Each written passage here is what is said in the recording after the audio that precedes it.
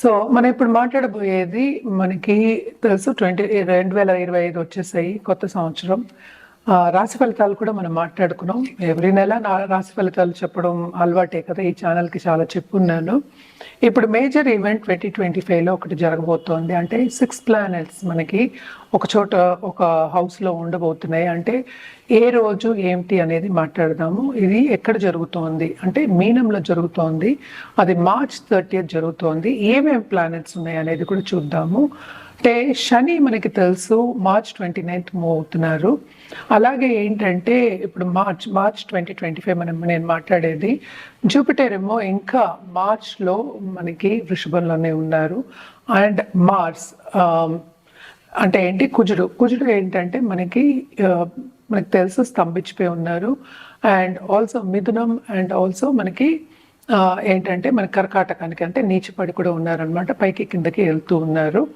So మిగతా 6 planets అంటే ఏంటంటే ఇప్పుడు మనకి మూడ్ని కూడా మనం ఇక్కడ చేర్చుకుంటున్నాము.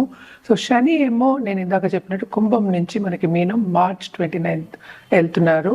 అలాగే ఏంటంటే సన్ ఏంటంటే March 13th మనకి మీనానికి వెళ్తున్నారు అనమాట. అలాగే రాహు మనకి తెలుసు మీనంలోనే ఉన్నారు. అలాగే ఏంటంటే మూన్ కూడా ఈరోజు అందులోనే ఉండబోతున్నారు అనమాట. అలాగే వీనస్ కూడా మనకి తెలుసు ఇప్పుడు మీనంలోకి వస్తున్నారనమాట, especially March 30th. And also బుధుడు కూడా ఇదే రాశిలో March 30th ఉంటున్నారు. మనకి తెలుసు చంద్రుడు 2 రోజులకు ఒకసారి మారుతూ ఉంటారు కనుక ఇది ఒక 2 రోజుల వరకే, 2 రోజులు 3 రోజుల వరకే 6 కూటమి జరిగిపోతుంది. 6 ప్లానెట్స్ లేకపోతే 5 ప్లానెట్స్ కూటమి అంటే ఒక మంత్ వరకు ఉంటుంది. దీన్ని బట్టి ఏంటంటే మిగతా రాసుల వారికి ఎలా ఉంటుంది, ఏ రాసుల వాళ్ళకి ఎలా ఉంటుందో మనం మాట్లాడబోతున్నాము. ఫస్ట్ ఏంటంటే మనకు చెప్పాల్సింది, ఎప్పటికైనా సరే మిశ్రమ ఫలితాలు మనం ఎక్కువ చెప్తూ ఉంటాము. అంటే ఏంటంటే కొన్ని విషయాల్లో బాగుంటే కొన్ని విషయాల్లో బాగుండకపోవచ్చు. అలాగే అన్ని రాసులకి బాగుండాలని లేదు కదా. సో ఏమేమి రాశికి చాలా బాగుందో మనం చూద్దాము. మీనానికి బాగుంటుంది, మేషానికి బాగుంటుంది, అలాగే ఏంటంటే మిథునానికి బాగుంటుంది, అలాగే ధనుర్కి బాగుంది అని చెప్పాలన్నమాట. అండ్ ఆల్సో ఏంటంటే కర్కాటకానికి బాగుంటుంది ఈ కూటమి మూలాన్ని. ఎప్పటికైనా 2 గ్రహాలు కలిసినప్పుడు మనం ఏంటంటే యోగం అని మాట్లాడుతూ ఉంటాం. అది రాజయోగం అవ్వచ్చు, అవయోగం కూడా అవ్వచ్చు అనమాట. సో ఎవరికి ఏ రాశి వాళ్ళకి రాజయోగం ఉంది, ఏ రాశి వాళ్ళకి కొంచెం తక్కువ ఉంది, ఏ రాశి వాళ్ళకి మిశ్రమ ఫలితాలు ఉన్నాయి అనేది చూద్దాం. ఎప్పటికైనా సరే మనం మాట్లాడేది ఏంటి, పరిహారాలు చేసుకుంటే కొంతవరకు ఏంటంటే కొంచెం ప్రభావం అనేది తగ్గుతుంది కనుక అందరికీ చెప్పేది జనరల్గా రెమెడియల్ మెషర్స్ చేయాలంటే ఎప్పటికైనా మనం చెప్పేది శక్తికి. అంటే ఏంటి అంటే మనకి పరాశక్తికి మనం పూజలు చేసుకుంటే కనుక, లేకపోతే నిత్యం పూజలు చేసుకుంటే, లేకపోతే తలుచుకుంటే కనుక కొంతవరకు మనకి నెగటివిటీ అనేది బ్యాలెన్స్ అవుతుంది, మనకి పాజిటివ్ బ్యాంక్ బ్యాలెన్స్ అనేది గ్రో అవుతుంది అనమాట. సో పాజిటివ్ బ్యాంక్ బ్యాలెన్స్ ఉంది అనుకుంటే అంటే థాట్సే కదా, మనం మంత్రాలు చేసినా మనం పూజలు చేసినా ఏదైనా మన ఏంటి సంకల్పంతోనే చేస్తూ ఉంటాం కనుక తప్పక పాజిటివిటీ పెరిగితే కనుక లైఫ్లో ఎప్పటికైనా ఏంటి పాజిటివ్ దశ అనేది కనిపిస్తుంది. అలాగే మంచి ఉన్నత వ్యక్తులతో సత్సంబంధాలు ఏర్పడి మీకు కెరియర్ కానీ లేకపోతే లైఫ్ కానీ బాగుంటుంది. ఎందుకంటే ఏదైనా సరే ఇంటర్పర్సనలే కదా. ఇప్పుడు 5 ప్లానెట్స్ 6 ప్లానెట్స్ కూడినప్పుడు అప్పుడే కదా ఒక విషయం ఒకటి జరుగుతుంది. ఏంటంటే ముందుకెళ్ళాలన్నా వెనక్కి వెళ్ళాలన్నా స్తంభించిపోవాలన్నా అప్పుడే జరుగుతుందన్నమాట. To go forward are to walk in the path అని చెప్పచ్చు. సో ఎప్పటికైనా సరే అన్ని రాసుల వారికి బాగుంటుందని చెప్పలేము, మిశ్రమ ఫలితాలు అని చెప్పాలి. నేను చెప్పిన ఇదే ఏంటంటే పరిహారాలు చేసుకుంటూ ఏంటంటే అన్ని రాసుల వారికి మీరు చూసుకోవచ్చు అనమాట. మీ రాశికి ఎలా ఉందో కూడా చూసుకోవచ్చు. ఎప్పటికైనా పరిహారాలు అనేది వెరీ వెరీ ఇంపార్టెంట్. అదొకటి కాకుండా మనం మాట్లాడేది ఏంటంటే ఒక టాపిక్ గురించే కనుక ఎప్పటికైనా మీరు మీ జాతకాన్ని పరిశీలించుకుంటే, అంటే వ్యక్తిగత జాతకాన్ని పరిశీలించుకుంటే కనుక తప్పక రిజల్ట్స్ అనేవి డిఫరెంట్గా ఉంటాయి, రెమెడియల్ మెషర్స్ అనేవి డిఫరెంట్గా ఉంటాయి. ఏదైనా సరే మన జాతకం పట్టే మనం పుట్టిన తేదీ, మనకి టైము, ప్లేస్ ఆఫ్ బర్త్ అవన్నీ మార్చలేం కనుక మీ జాతకం చూసి మీకు పరిహారాలు ఇవ్వడం కానీ, లేకపోతే ఏ గ్రహాలకి ఏ పరిహారం చేయాలి, ఎలా కంట్రోల్ చేయాలి, లేకపోతే ఒక జాతిరత్నం వేసుకోవాలన్నా కానీ మీ వ్యక్తిగత జాతకం చూపించుకోవడం. ఇప్పుడు మనం మాట్లాడుకోబోయేది కర్కాటక రాశి వాళ్ళ గురించి. కర్కాటక రాశి వాళ్ళకి ఇందాక నేను చెప్పినట్టు చాలా బాగుంటుందన్నమాట. ఈ కూటమి మూలాన్ని రాజయోగం పట్టే ఒక ఛాన్సెస్ కూడా ఎక్కువ మనం చెప్పుకుంటూ ఉంటాం. అదొకటి కాకుండా ఏంటంటే మోస్ట్ ఇంపార్టెంట్ ఏల్నట్స్ అనే రిపీట్.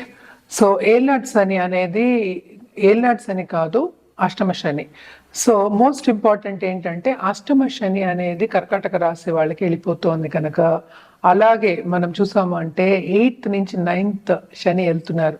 అంటే 7th లార్డ్ 9th లో ఉన్నప్పటికీ తప్పక business development, especially partnership business development అనేది జరుగుతుంది.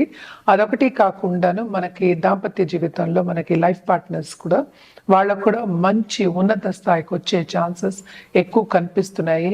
అలాగే మనం చూసాము అంటే మార్స్ కూడా ఏంటంటే కొంచెం స్తంభించిపోయినాడు, పైకి కిందకి తిరుగుతున్నాడు. అంటే చంద్రుడు కూడా మనకి 9th లోనే ఉన్నాడు కనుక ఈ రోజు మార్చ్ 30th బాగుంటుంది. అండ్ కుజుడు ఏంటంటే కొంచెం స్తంభించిపోయి ఉన్నాడు కనుక ప్రయత్నిస్తే తప్పక వీళ్ళకి అన్ని కార్యక్రమాలు జరిగే ఛాన్సెస్ ఎక్కువ ఉన్నాయి. అదొకటి కాకుండా 11th జూపిటర్ వీళ్ళు ఏం చేసినా లాభాలు అనేవి చేకూరుతాయి. సో తప్పక వీళ్ళకి ఈ కూటమి మూలాన్ని రాజయోగం పడుతుంది, బ్రహ్మాండంగా ఉంటుందని చెప్పాలన్నమాట. అలాగే మనకి 2nd లార్డ్ కూడా 9th లో పడున్నాడు. సో చాలా లక్ష్మీ యోగాలు అనేవి కలుగుతున్నాయి కనుక తప్పక కర్కాటక రాశి వాళ్ళకి బాగుంటుంది. అలాగే ఆపర్చునిటీస్, మంచి మంచి ఉన్నత వ్యక్తులతో పరిచయాలు ఏర్పడతాయి. అలాగే కెరియర్ డెవలప్మెంట్ అనేది బ్రహ్మాండంగా ఉంటుంది. మంచి ఫారిన్ టచ్ వచ్చే ఛాన్సెస్ ఎక్కువ కనిపిస్తున్నాయి. పరిహారాల విషయానికి వచ్చేప్పటికీ వీళ్ళు మాత్రం తప్పక ఏంటంటే నవగ్రహాలకి చేయడం అనేది వెరీ ఇంపార్టెంట్. పర్వాలేదు, కంటిన్యూ చేస్తున్నా. సో నవగ్రహాలకి చేయడం అనేది చాలా చాలా ఇంపార్టెంట్ అన్నమాట. అంటే మూన్కి మనం చేయాలి అంటే ఎప్పుడూ శివ పూజ చేయమని చెప్తూ ఉంటాము. రుద్రాభిషేకం మండే చేయడం, అలాగే శివుణ్ణి దర్శించుకోవడం, శివాలయాలకు వెళ్ళడం మండే రోజు చాలా మంచిది. అలాగే ఏంటంటే గురు కాళ్ళు పట్టుకోవాలని ఎప్పటి నుంచో చెప్తున్నాను నేను. సో గురు కాళ్ళు పట్టుకోవడం అనేది ఎక్స్ట్రీమ్లీ ఇంపార్టెంట్ అన్నమాట. కొంతవరకు ఏంటంటే ఓరట వీళ్ళకి అండ్ ఆల్సో ఏదైనా డెవలప్ అవడానికి ఈ మంత్స్ అన్ని వీళ్ళకి సహకారం ఇస్తాయి అన్నమాట. ప్లానెట్స్ కూడా మంచి పొజిషన్లో ఉన్నాయి కనుక మంచి కర్కాటక రాశి వాళ్ళకి రాజయోగం అనేది వీళ్ళకి డెవలప్ అయి ఉంటుందన్నమాట. ఏదైనా సరే వ్యక్తిగత జాతకం మీద ఆధారపడి ఉండి, బట్ స్టిల్ కర్కాటక రాశి వాళ్ళందరికీ బ్రహ్మాండంగా ఉంటుందనే చెప్పాలి. కొంచెం జాగ్రత్తగా చూసుకోవాలి అందరూ వెళ్ళేవాళ్ళు.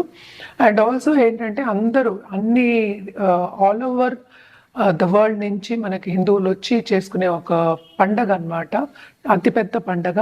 అలాగే ఈ అమావాస్య రోజు ఇదేంటంటే పౌర్ణమి రోజు స్టార్ట్ అవుతుంది.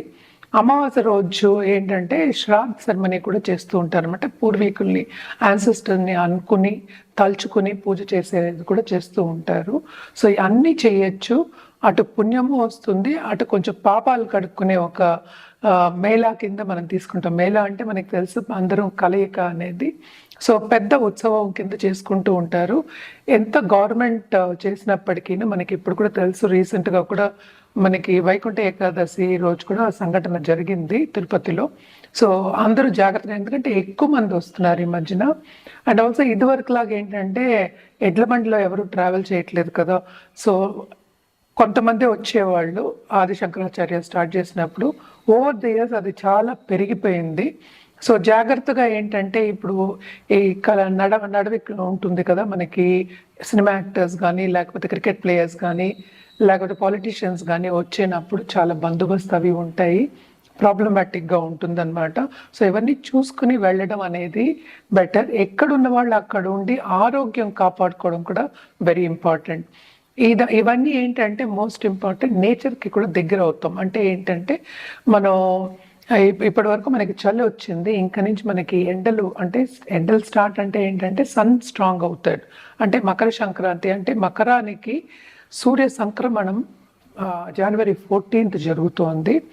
ఇది కూడా ఏంటంటే మనకి స్టార్ట్ అవుతోంది కనుక తప్పక ఇదేంటంటే ఇవన్నీ చూసినప్పటికీ ఈ హైందవ తత్వం ఎవరికైనా ఉన్నప్పటికీ హిందూ మతాల్లో ఉన్న వాళ్ళందరికీను ఈ కుంభమేళా అనేది అతి పెద్ద పండగ కింద వాళ్ళు తీసుకుని అందరూ ఎక్కడెక్కడి నుంచో వస్తూ ఉంటారు. శంకరాచార్య నేను ఇందాక చెప్పినట్టు ఎప్పుడో స్టార్ట్ చేసిన ఒక పద్ధతి ఇది.